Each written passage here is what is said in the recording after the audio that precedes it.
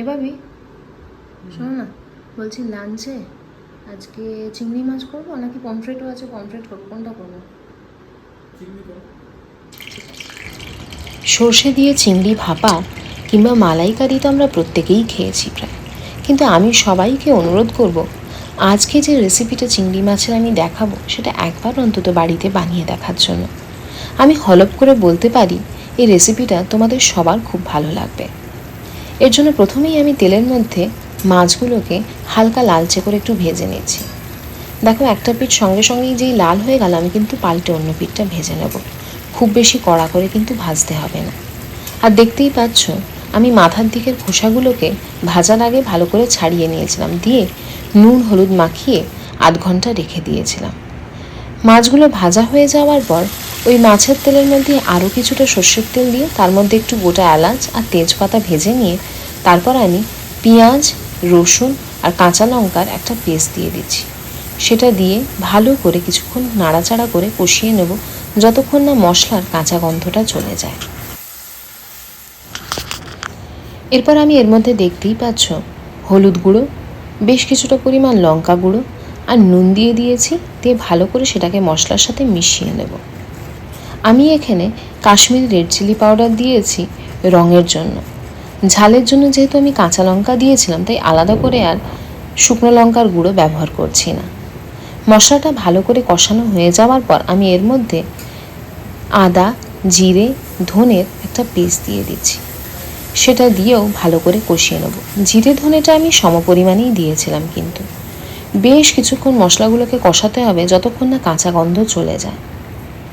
দেখো, মশলাটা সুন্দর কষে গেছে, একটু সাইড দিয়ে তেল ছাড়ছে। এই অবস্থায় আমি এর মধ্যে প্রায় 1.5 চামচ মতন ঘি দিয়ে দিয়েছিলাম, দিয়ে আবার ঘিটাকেও মশলার সাথে ভালো করে মিশিয়ে নেব।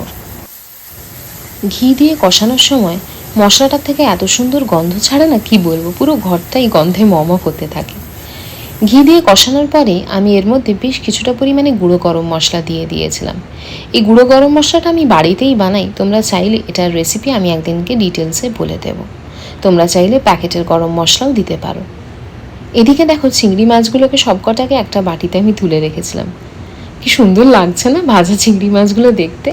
এবার এই চিংড়ি মাছগুলোকে এই মশলাটার মধ্যে আমি এক এক করে দিয়ে দেবো।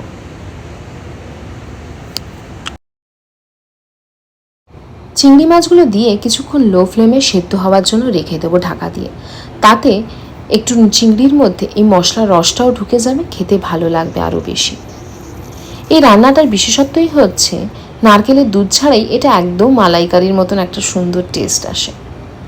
অনেকেরই নারকেলে দেখবে অ্যাসিডিটি হয়, আবার অনেকের অ্যাসিডিটি না হলেও আজকাল এই নারকেলের দুধ বের করা এত ঝামেলা করতে পছন্দ করেন না, ফলে মালাইকারিটা খুব বেশি করে ওঠা হয় না। কিন্তু এটা তোমরা খুব সহজেই বানাতে পারবে, আর এটা কিন্তু মালাইকারির চেয়ে কোনো অংশে কম না। গেস্টরা তোমরা একবার বাড়িতে বানিয়ে ট্রাই করো, তাদের দিও, আমি গ্যারেন্টি দিচ্ছি সবাই তোমার নাম করবে। দেখো, কিছুক্ষণ ভাপে রাখার পর দেখছো কেমন জল ছেড়ে গেছে। এবার এর মধ্যে বেশ কিছুটা পরিমাণে জল দিয়ে আমি আরও কিছুক্ষণ হাই ফ্লেমে ঢাকা দিয়ে চিংড়িগুলো ভালো করে সেদ্ধ হওয়ার জন্য রেখে দেবো। কারণ যেহেতু আমরা হালকা করে ভেজেছিলাম না, তাই ভালো করে যদি সেদ্ধ না করি না তাহলে কিন্তু খেতে ভালো লাগবে না। তাই দেখো, আমি 1 কাপ মতন বড় কাপের প্রায় জল দিয়ে এটাকে ঢাকা দিয়ে এবার সেদ্ধ হওয়ার জন্য মোটামুটি 15 থেকে 20 মিনিট রেখে দেবো। এই রেসিপিটা কিন্তু ভাত, পোলাও সবের সাথেই খুব সুন্দর যায়। ঝোলটা যখনই ফুটে উঠবে তখন তার মধ্যে আমি প্রায় 1/2 চামচ মতন চিনি দিয়ে দিয়েছি, দিয়ে ভালো করে মিশিয়ে নেব আবার ঝোলের সাথে। এটা একটু মিষ্টি মিষ্টি ভাব আসে, দেখবে বলেছিলাম না এটাতে একটা মালাইকারির মতন টেস্ট পাবে। মালাইকারি কিন্তু একটু মিষ্টি হয়, তাই জন্য এটা কিন্তু আমরা 1/2 চামচ মতন চিনিও দেব। দেখো, কিছুক্ষণ হাই ফ্লেমে রাখার পর ঝোলটা একদম দেখছো শুকিয়ে গিয়েছে। আর কিন্তু আমরা শুকনো করব না, কারণ এরপর চিংড়িও কিছুটা ঠান্ডা হলে ঝোলটা টেনে নেবে, তখন আরও শুকিয়ে যাবে। এটা একটু গামাখা আমরা নামাবো, তাহলে টেস্টটা খুব সুন্দর লাগে। এই অবস্থায় মোটামুটি আমাদের চিংড়ির এই বিশেষ রেসিপি কিন্তু একদম রেডি। এটাকে তোমরা কে কী নাম দিতে চাও আমাকে জানিও, আমি কিন্তু সে অর্থে এটার কোনো নাম দিইনি বলতে পারো। আমি এটাকে একটা ঘরোয়া মালাইকারি বলেই চালাই। এটা এবার অবশ্যই বাড়িতে তোমরা ট্রাই করবে আর আমাকে জানাবে কমেন্ট বক্সে কেমন লাগলো। দেখতেই পাচ্ছ সুন্দর একটা কালার এসছে, আর চিংড়ির এই রেসিপি কিন্তু আমার একদম রেডি।